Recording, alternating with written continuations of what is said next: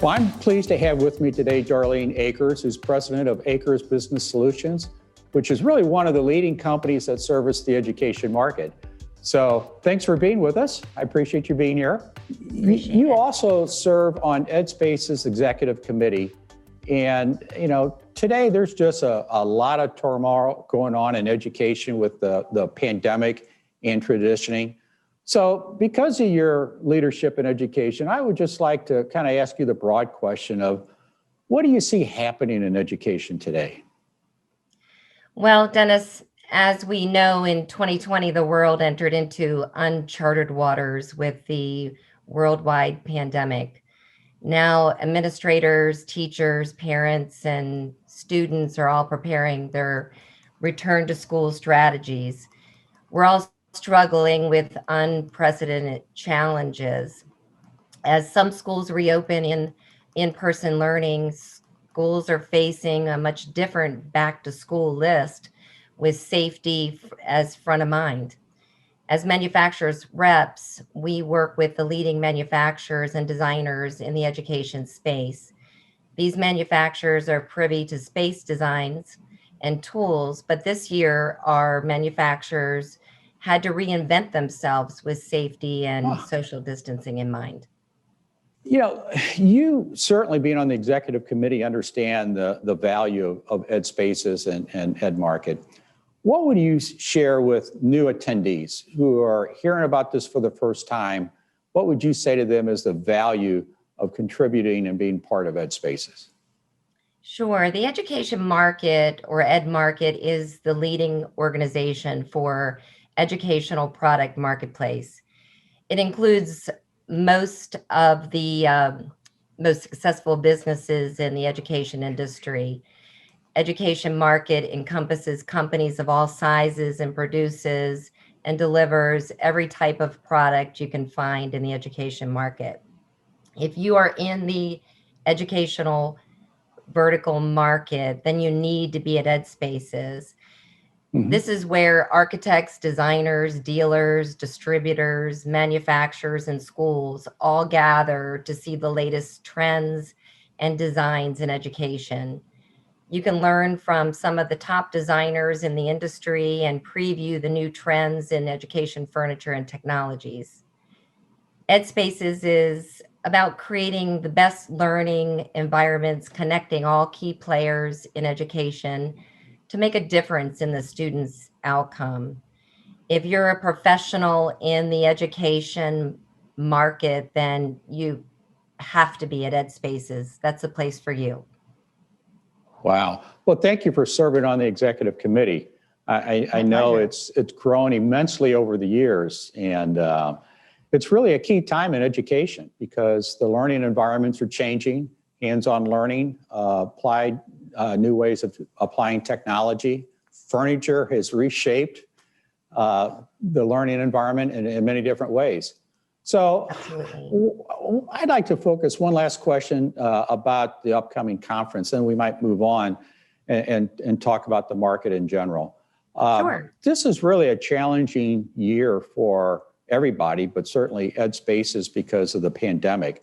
But you all have really put together an outstanding program, and interactive with people and products. It's really going to be exciting.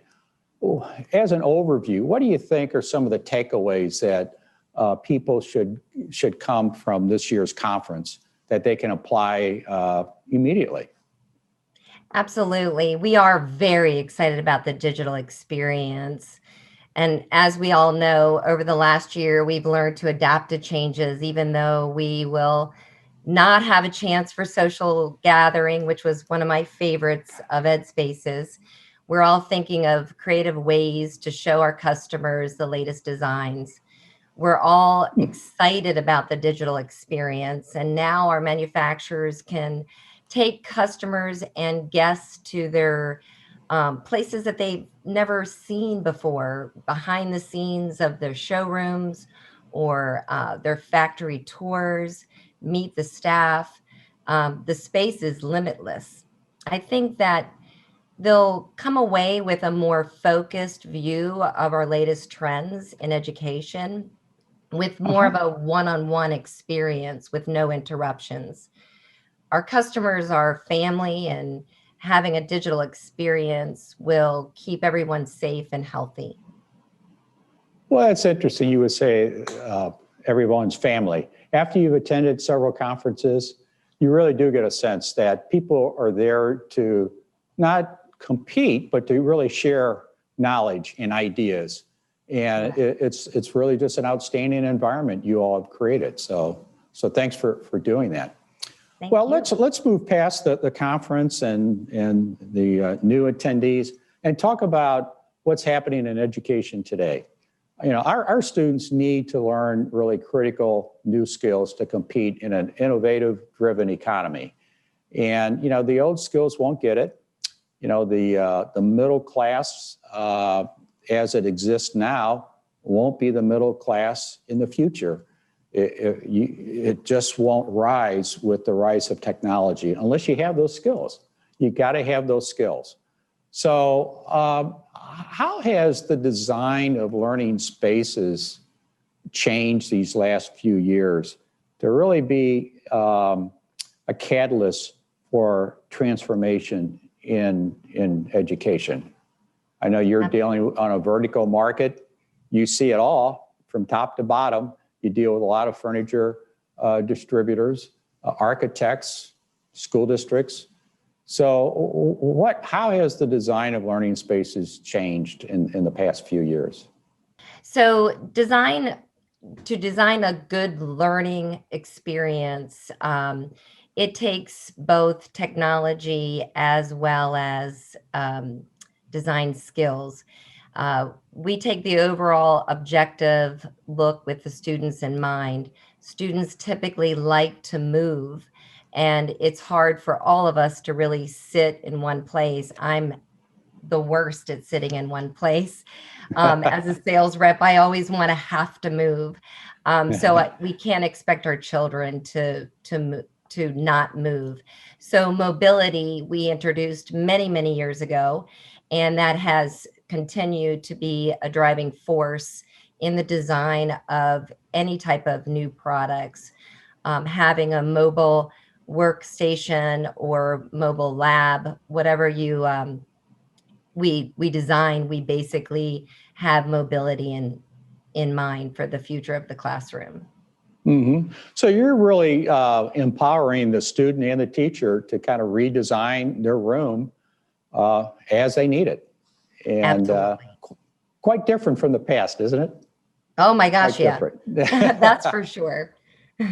So what do you think are, as a manufacturer's rep, are the kinds of products that are really, you know, changing the way education's working? Is it in the library for STEM labs?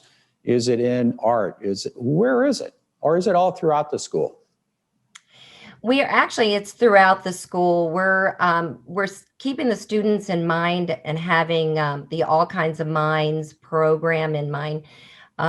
So it's everywhere. You'll find new technology, not only in STEM, but throughout the classrooms. We're seeing more technology-driven products.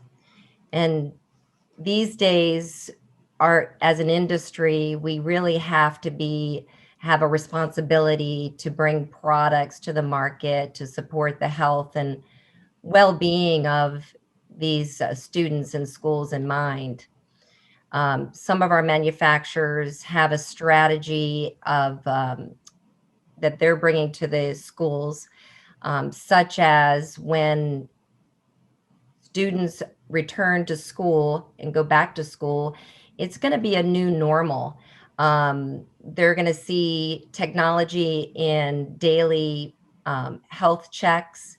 They're going to have temperature checks to ensure that the individuals entering into the school are not running a high fever.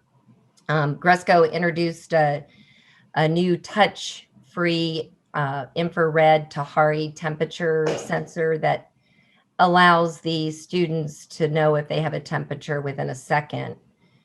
All students are going to be required to use hand sanitizer, and Diversified Woodcrafts actually redirected their factory from making science and art room furniture this summer to manufacturing of mobile hand washing sinks and hand sanitizer dispensers and stands. And of course, the new normal is going to be that the children will be required to wear a mask on a daily basis. We've created hand sanitation stations and wipes throughout the schools. And then once the children enter into the classroom, there are many tools that are available for social distancing. Of course, the children's desk will need to be 6 feet apart. Flagship Carpets created cute little sitting squares that the little ones will know where to sit so that they sit safely apart. And then many of the schools are using safety shields for their students' desks to protect them from the spread of germs. Like Deflecto, Formaspace, Colecraft have all created these U-shaped barriers that are sneeze guards for students. Just recently, Gresco came out with a student barrier with a little white sides and a clear front so that after the pandemic is over, they can use these shields as testing barriers. So of course, the schools want to do what they can to keep the students and staff safe, and the parents will need to arm their children with new hygiene strategies.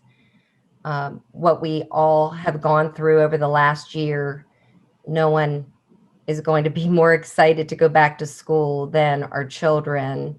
And it's critical that we get the kids back to school in a safe environment.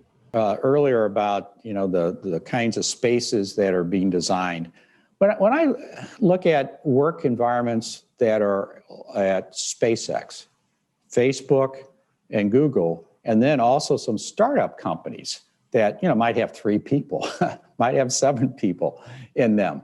And you look at their work environment in terms of flexibility, as you said, adaptability, moving of furniture, and I compare it to today's classroom, the future-ready school. There's a lot of similarities. It seems like that tells us something, like we're doing something right, doesn't it? Very much so. Absolutely. We designed a school a couple years ago, and we actually took out some of the lockers and created a area that it looked like with a high top tables, technology, so that students can share their work in a group environment, a presentation environment.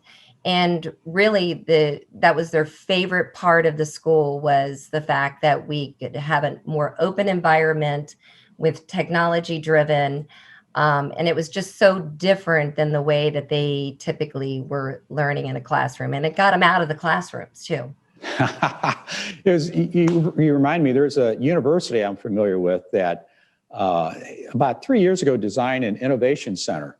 And in it was a whole mix of different spaces, very traditional and very, as you say, flexible and adaptable. And if you were to walk through that building today, all the kids would be in the more flexible, adaptable spaces, and very few would be using the more self-contained traditional rooms. The lecture halls that are tiered seating, I mean, there's room, there's a place for that, but not often. Kids really want to have control of their learning environment and of the learning process. They want to take responsibility for it. So the things that you're doing, that you're putting in place, seems to be right in step with what learning is all about today. Absolutely. So, yeah. Are there any final comments that you think you'd like to share to either the existing attendees or any new members that are looking to join EdSpaces?